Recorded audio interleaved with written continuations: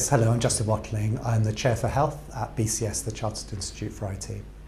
What do you think are the priorities for health organisations?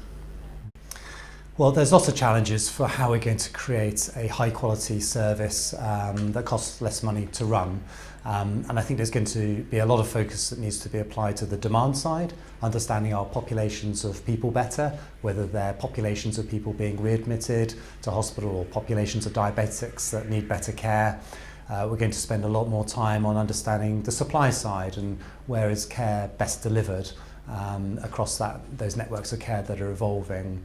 We're going to need to spend time understanding how we apply the evidence base, not just to nodes like in the hospital environment or in general practice, but actually how do we make that evidence base work right across the care continuum from the time patients are treated in hospital all the way through to how they're managed at home. And we've got to do all of that in the context of the financial challenges and also the changes around the regulatory environment as well to make the optimal choices. So I think there'd be some particular challenges for the hospital providers in this. There's a number of things that they can do as reactions and responses. They can help to look at how they decrease their costs and make their services more efficient. And any good business would do this year on year anyway. But they also need to find ways of optimizing care delivery, where a patient's going to be treated, looking upstream for opportunities for patients not to come into the hospital environment, and looking downstream for how they provide their specialist services out into community settings to keep patients treated in other settings. And at the same time, making sure that as those networks of care evolve, how do they secure their income and be part of those new networks of care as they help to put them in place. What do you think are the major issues for information and IT in our UK health systems now? So I think there's probably three things that I wanted to point out. One is we have to complete that basic information estate. So for a long time in the United Kingdom, we've been computerised in primary care with GPs, but actually we're still playing catch up to a degree in the hospitals and the secondary care setting. And we want an information estate that works for the patients that have long-term conditions right across. So we have to now press on and get those remaining patient record systems implemented, making sure we can get the data out that's going to be useful from them to help coordinate and manage patients' care across that continuum. I think a second important area, which kind of flows on from that, is how do we change the culture of how we use information? So I think for a very long time we've been collecting information for performance metrics, which have been important, but how do we create much more of an inquisitive environment where clinicians and indeed patients themselves can understand information presented to them and use that to change the way they deliver their healthcare services. And that's quite a radical change. Fundamentally, it's a change in the culture about how we use information from computer systems. And the third area that I think is going to be really important is that capacity for change. And I think what we've seen with a lot of IT projects, that they've been IT projects, and not really sort of transformational projects and changing the way healthcare services can be delivered. And it's a real challenge, especially with the financial pressures on hospital services and others. How do they build that change capacity? How do they organise themselves to make sure that these projects are transformation projects, that they get their clinicians working in new ways, that they're interfacing to patients with new media to avoid face-to-face visits? How do they do those things? So they're going to need to spend more time finding the parts of their organisation that are much more dedicated to helping continuously with that change process if we're going to get those benefits that IT has the potential to offer. Health systems are going through significant change at the moment. What do you think are the main implications for IT departments and services as a result of this? So I think there's a really big opportunity here for IT departments, services and all the services around it, because it's the opportunity now to engage with the business of healthcare, the management teams, but also with the clinicians, the senior clinicians and all the clinical leads of different areas. Because what we're trying to do is use the technology as a tool to transform the way those healthcare services are delivered. How do we create a continuous performance improvement culture so we can reduce pressure ulcers and falls and areas like that, and get it clinically led that change? How do we drive through a program that can save the organisation money, which is important too?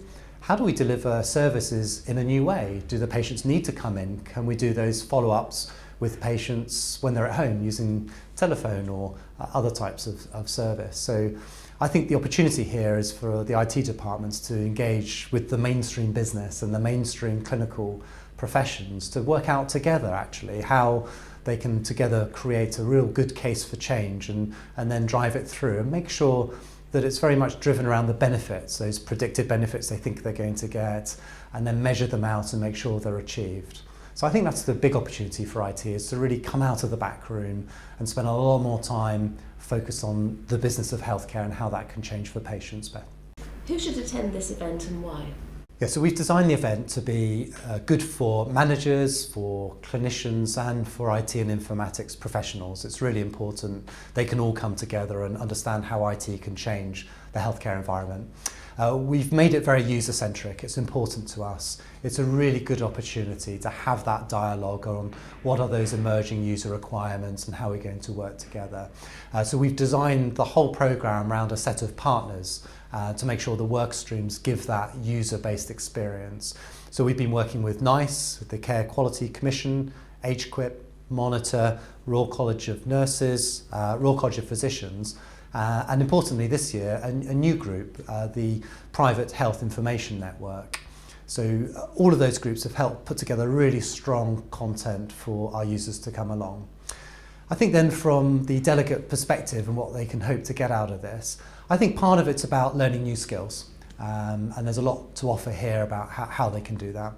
But also for them to establish new contacts that they'll need to help support them when they're putting their projects into place locally. And to give them the opportunity really to learn best practice, who's got good examples of where things have gone well, but also good examples of where things haven't gone so well as well. So they can use all of that knowledge and understanding when they go back and don't feel like they're on their own. They feel like there's a support network behind them and actually that they can get on and help to do those transformative projects in their own environment, understanding better how others people have achieved that themselves. Over recent years, the event has taken on a more international feel. Can we expect more of this? Yes, expect more of this. Obviously important that we learn from the best that's available internationally to help guide us here in the UK. And also we've got a role to show what we're doing here and showcase that externally as well. So we'll do more and more of that. This year we're particularly pleased that we've got Archbishop Emeritus Desmond Tutu in our opening session in his role as the primary ambassador for the Global eHealth Programme. So yes, an increase in the international component for this year, and we'll see more of that as the years go by. What's BCS's own engagement in the event? Yeah, so obviously it's a BCS event, which we're very proud of, but BCS's Health has been very active in this last year or more, helping to get things in place for the information strategy. One of the pieces of work that we've been doing is to get some patient guidance for patients and safe record keeping. So we've launched that in February this year, and we'll have a talk that's dedicated to that at the conference. Another important area for us that we talked about last year at the conference was getting in place a electronic patient record maturity model to help organisations understand what are those stages of attainment that they can get on their way to being paperless, as we would like them to be by 2018.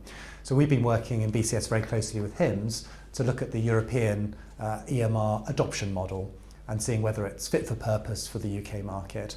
We've now got some 20 trusts that have gone through the analysis, and we're just actually meeting at Healthcare Computing Conference to look at whether any changes are required or not to the model before we publish that. So that's, again, there's a dedicated session and in a stream that HIMSS are running on that topic. We're also involved in some other talks. So we've got somebody coming along talking about equality in informatics, which is an important topic for professionals, and a talk around entrepreneurship. Again, very important with the increasing engagement of small to medium-sized enterprises in the healthcare IT marketplace.